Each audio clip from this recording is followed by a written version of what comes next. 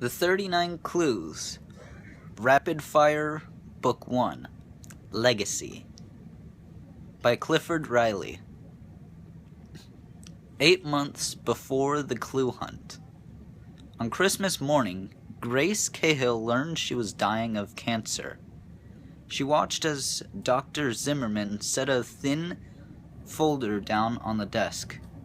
They were in a wide study in Grace's house.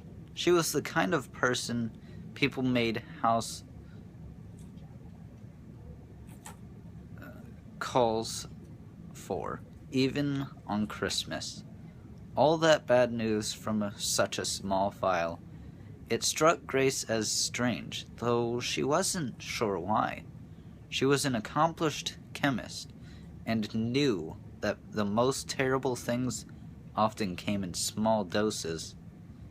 "How long?" Grace asked, as though the question were an involuntary reaction. "Isn't that what people ask in this situation?" Dr. Zimmerman sighed, removing her glasses and pinching the bridge of her nose. "Patients at this stage usually have a frame of around 6 months. That's about where I'd put you, Grace." 6? It wasn't enough time. There was still too much to prepare, too much that the children didn't know. And if they weren't ready, the whole world could suffer. "I'll take 8, Grace said. "Grace!" said Dr. Zimmerman. "You're a strong and ambitious woman.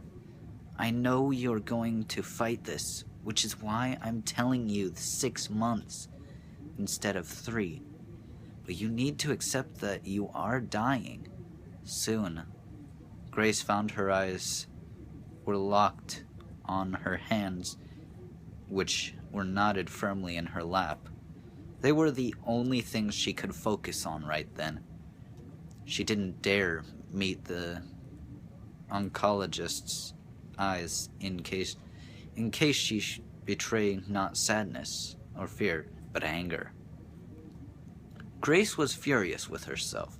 She'd spent her whole life searching for the 39 clues, but it still wasn't enough time. She'd failed. Dr. Zimmerman reached for Grace's hands. "You need to be thinking about your loved ones right now. Your family. Are they taken care of? Have you spent the time with them that you need to?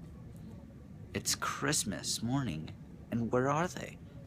Now is the moment to make sure they understand how much they mean to you, and ensure that they are provided for." Provided for?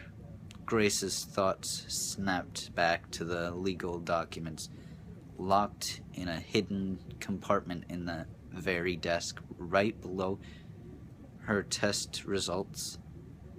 They would change not only the lives of her family, but perhaps the very course of human history. Grace slowly withdrew her hands, patting out invisible wrinkles in her blouse. "Thank you, Barbara. I think you're right. There are affairs that still must be set in order." "I'm sorry, Grace. I'll still do everything I can." "No, thank you. You said exactly what I needed to hear, I think. I've come to your office next week to talk treatments." Grace led Dr. Zimmerman to the door and said goodbye, then moved silently to the window. She was nearly 80 years old. Death was no stranger to her. She'd seen it take many others, including her beloved daughter and son-in-law. Staring death in the face now was nothing compared to finding it had sneaked in by to claim her only child first. Grace watched the snow begin to fall over the front lawn of her estate, like a blanket, or a powder, or any of those soft and comforting things snow was supposed to be in moments like this.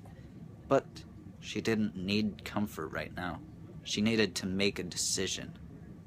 A coughing fit brought her cat, Saladin, into the room.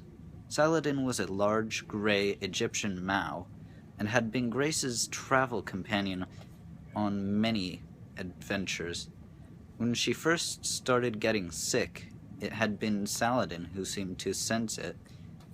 In the week preceding her recent prognosis, he had barely left her side at all.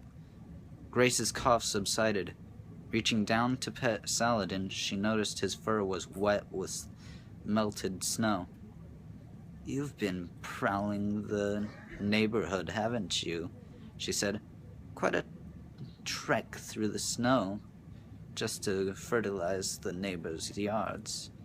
Saladin mewed, as if feigning surprise at the accusation. "Well, it'll be spring by the time they find your little gifts, and by then," Grace paused, "by then they'll have much bigger things to worry about. The whole world might."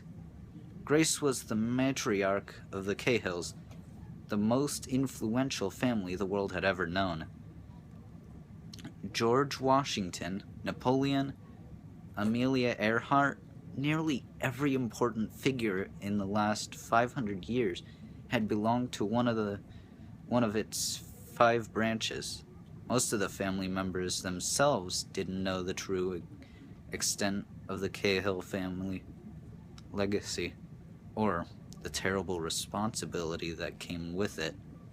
Only Grace had figured out the truth of the 39 clues that concealed the source of the Cahill's great power.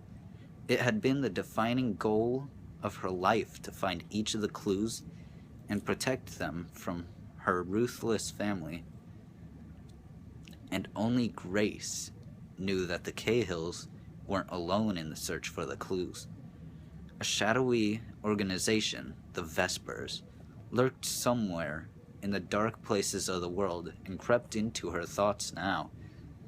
Grace produced a small key, seemingly from nowhere, and moved quickly from the window to the large, carved cherry wood desk at the center of the room. She opened a drawer in the desk, then felt around within it.